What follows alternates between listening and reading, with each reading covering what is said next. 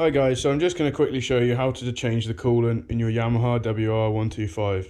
Okay, so the first step is to remove your radiator cap. This is done by loosening this little grub screw. Okay, now that that's off, it's going to allow the air to get in when we drain it from the bottom. Okay, so the drain plug itself is located here, just underneath the exhaust. It's a 10mm socket. Okay, we want something here to collect all of the water that, the coolant that drains out. I'm just going to undo this with my hands.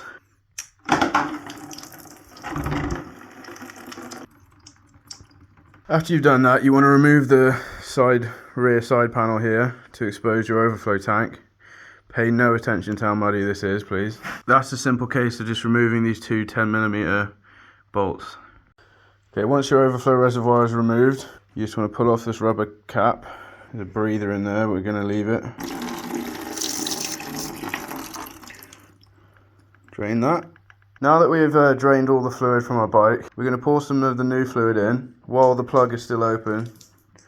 This is going to allow it to flush out whatever was left in there of the old one.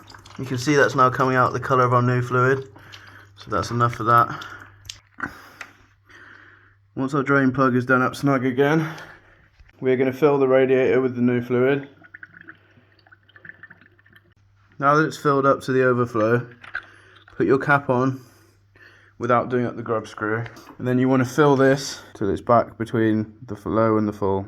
Now that the overflow is filled up to the correct level and your cap is back on your radiator with that filled up, you want to run your bike for I think like 2 to 5 minutes. That way it will circulate the coolant properly through the engine, and then you'll have to top it off after that because you'll see the level will have gone down.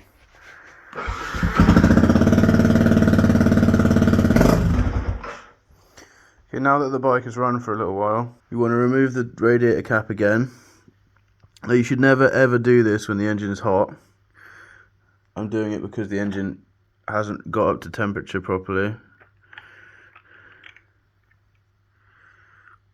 Okay, it looks like there's a good amount of coolant in there, so I'm not going to have to top this one up apparently. Okay, we're now going to run the engine with the lid off. As you can see, the air bubbles are coming out.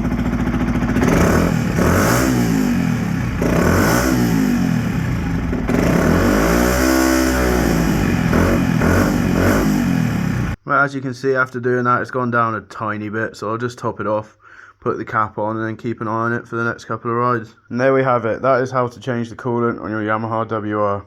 Thank you for watching. If you'd like to see more videos like this, please drop a like, and I'll see you next time.